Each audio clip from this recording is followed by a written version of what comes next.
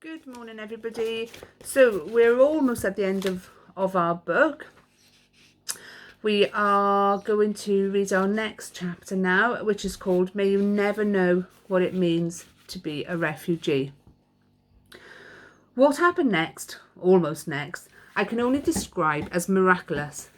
Esther Riff had an idea that didn't involve her big mouth or her fists. Instead, it called for sewing.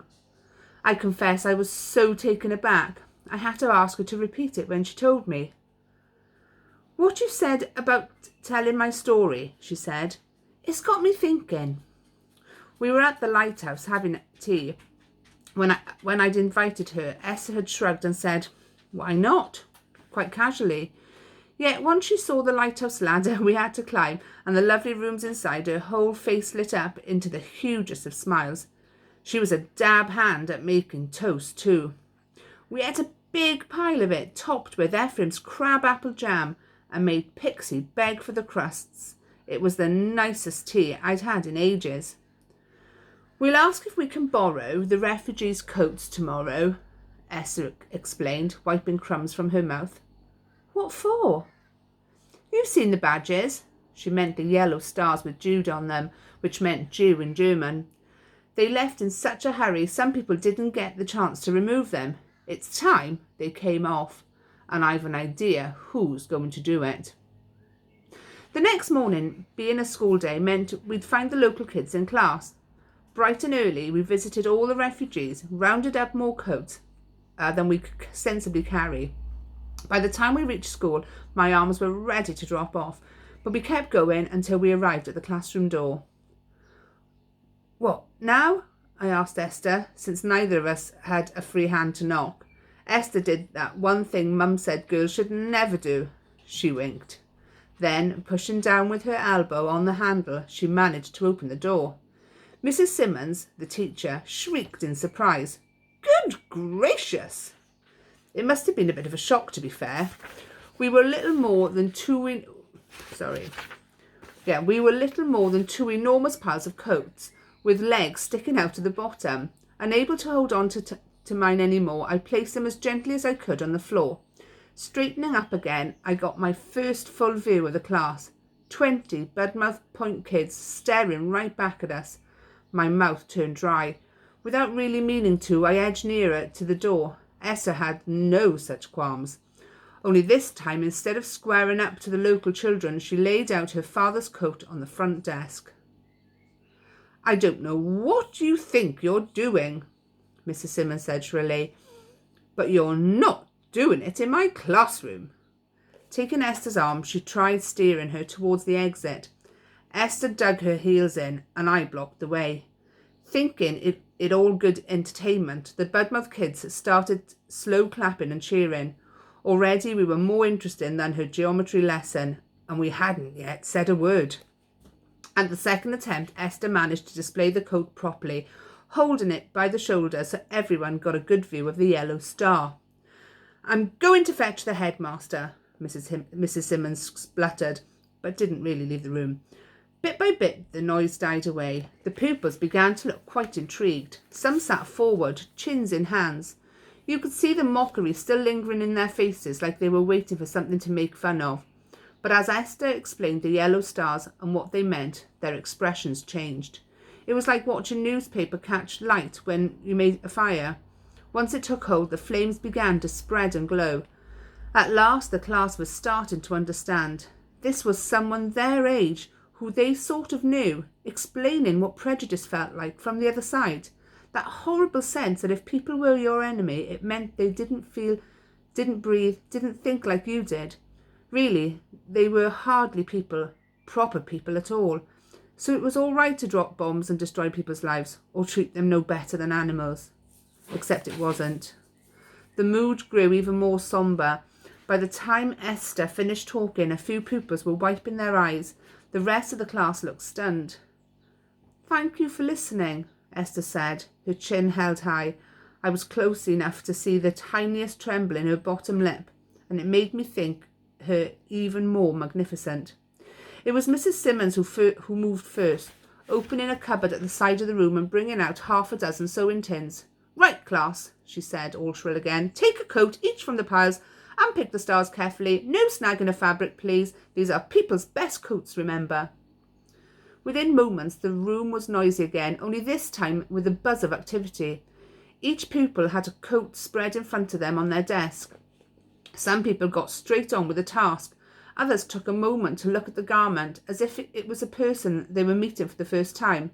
One boy, I noticed, lifted a sleeve to his nose and sniffed it. Another fastened the buttons and tidied the lapels. Of the 2 coats left, I took one over to a spare desk and sat down.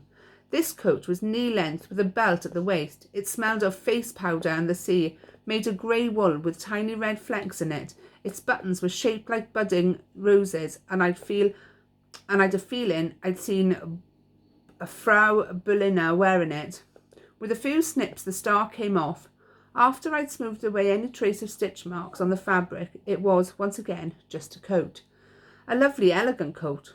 All it told the war about Frau Berliner was that she had excellent taste. It didn't take long to remove all the stars. What do we do with them now? A boy at the front asked. Mrs. Simmons gestured to the coal stove that burned in the corner of the classroom, but Esther shook her head. Can everyone put their star into the pocket of the coat they removed it from, please? Mrs. Simmons looked confused. Can't we throw them away? They're not yours to get rid of, Esther replied firmly. What happens to each of those stars now is entirely up to the person who had to wear it. She was right. Those stars were other people's stories, not ours. Then we had the task of delivering a huge heap of coats back to their owners. Returning them was much easier, mind you, because the whole class came with us to help. It didn't change everything, not straight away. 20 pupils unpicking yellow stars was just the beginning. Yet on my way home from school that afternoon, Mrs. Moore came out of the bakery to speak to me. I've been hearing all about you, she said rather mysteriously. You and your friend were very brave, taking on the class like that. Bravo to you both. At school the next day, I told Esther. It was break time and we were sharing the jam sandwiches Ephraim insisted on putting in my satchel. Has anyone started speaking to you in the street? I asked. The street? She laughed, almost choking on her sandwich, so I had to thump her on the back. They've been queuing up to meet Papa. Everyone's heard how he saved Cliff's life and how people are coming from the next village. Someone this morning even brought him their cat. I looked at her in amazement, especially when she told me the cat owners was Mrs. Wilcox, the farmer. We need another idea now, I said eagerly, removing the stars. Made people think, but we have to build on it, bringing people together, Esther finished for me. Well, we bonded over jam sandwiches, I said, holding up the empty paper wrapper. Esther grinned, and just like that, she had another brilliant plan, though I like to think Ephraim's sandwiches helped.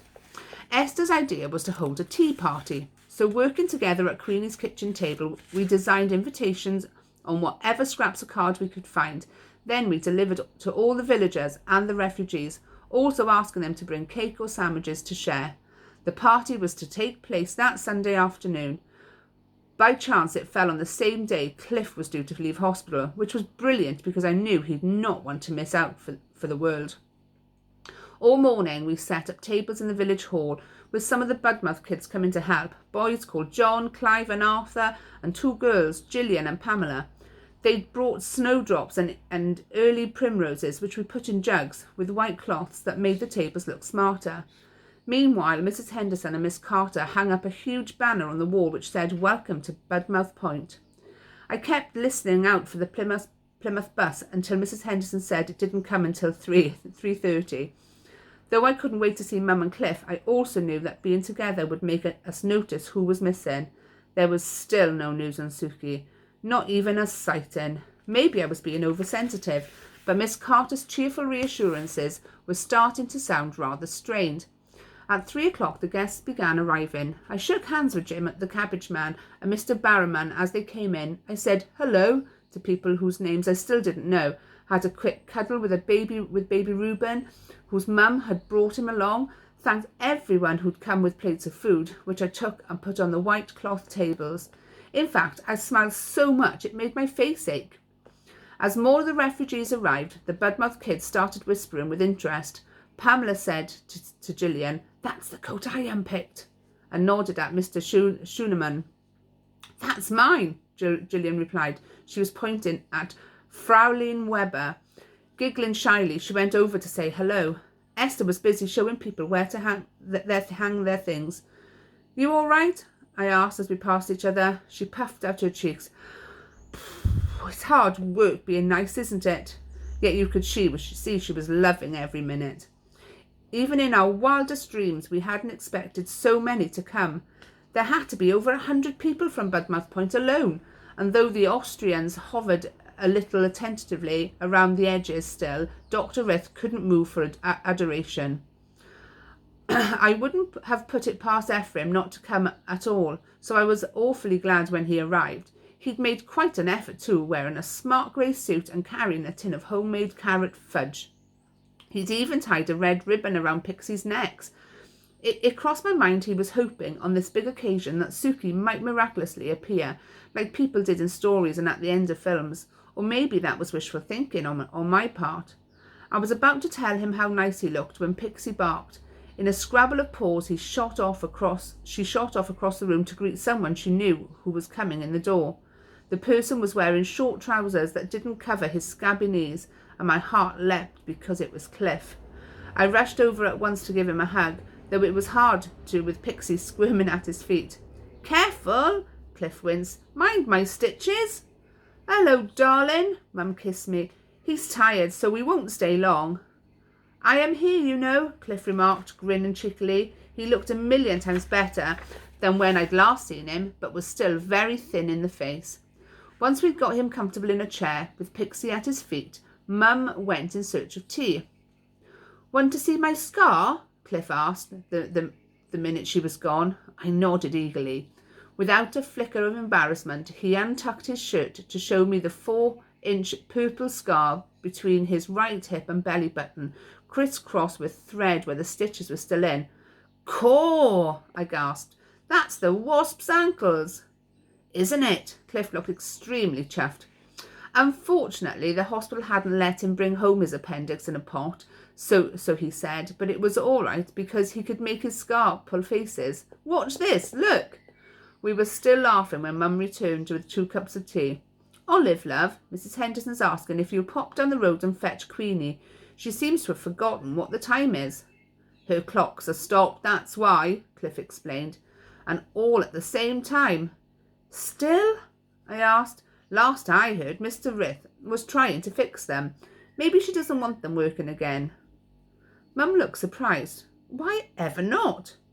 Then, as if the answer had come to her, her face paled. Oh dear, the poor thing." "It's all right," Cliff replied. "They're not very nice clocks." Somehow I didn't think that was what Mum meant. And that's the end of our chapter. Enjoy your quiz. I hope you enjoyed the story. Let's find out what happens in the next chapter at the party. Bye for now.